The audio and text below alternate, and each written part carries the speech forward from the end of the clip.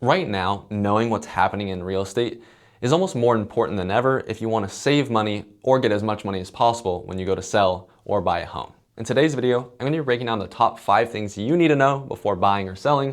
That way you can have as much money as possible when you go to do either of those things. But first, I am a realtor here in Orange County.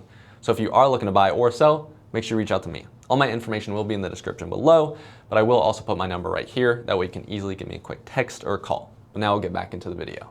So number 1 is mortgage rates are now at the lowest they've been all year. I'm recording this as of 10/28, and the interest rates are at 6.13%, meaning the affordability is fantastic. The other thing to keep into account is currently the government is still shut down, and likely when the government reopens, all of the jobs reports are going to be coming out. We also had a private sector called the ADP report come out. That was bad, but it didn't really change much in interest rates because it's private sector and it's not as reputable as the government. But when the government reopens, likely we're going to see those bad jobs report, and if we do, we'll see rates go even lower. One thing to understand too is with the Fed rate cut coming up, once they do cut the rates, most likely the mortgage interest rates will raise a little bit because that 6.13% we're at now is basically pre-baked for the cut that's coming. So the long story short, if none of that made sense, is rates right now are low. In a couple days, they're probably going to go up a little bit, maybe to 6.2, 6.25. When the government reopens, most likely we'll be back in the very low 6s, maybe even below 6%. And then when we're going into the new year, almost everyone's forecasting us to be below 6%.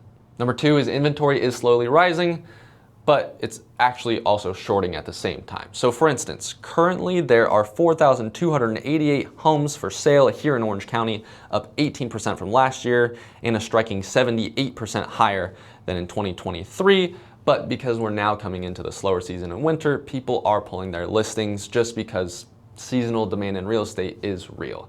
However, we saw this huge, we're still at historically low records of inventory, so just let that be known. But right now we're hovering just below 5%.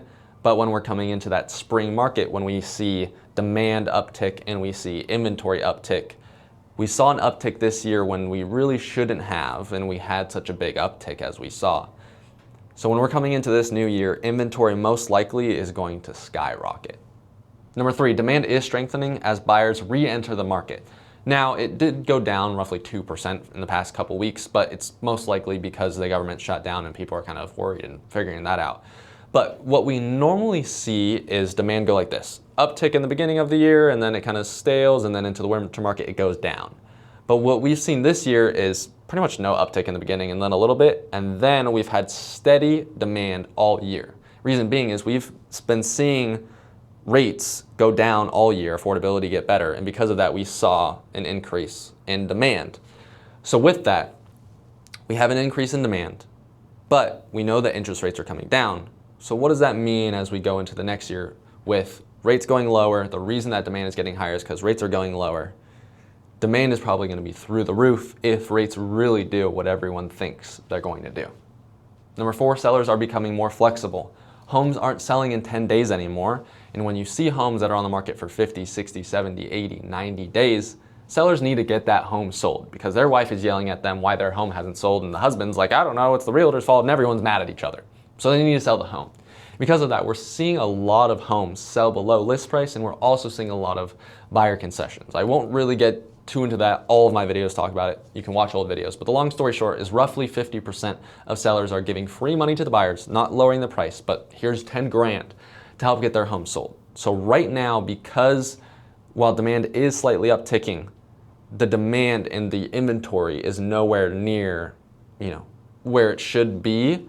So the buyers who are in the market are being really competitive and they're winning a lot of the deals. Number 5, why waiting until 2026 is going to be a bad idea. I'll talk buyers and then sellers. Buyers, right now, you can get a deal. You can negotiate. Affordability sucks. Let's just be honest. Prices are too high. Rates are too high. So that sucks, but you can save money. So there's the pro and the con. If you wait and affordability does get better with interest rates, most likely it'll have an upward pressure on pricing and there's going to be more competition.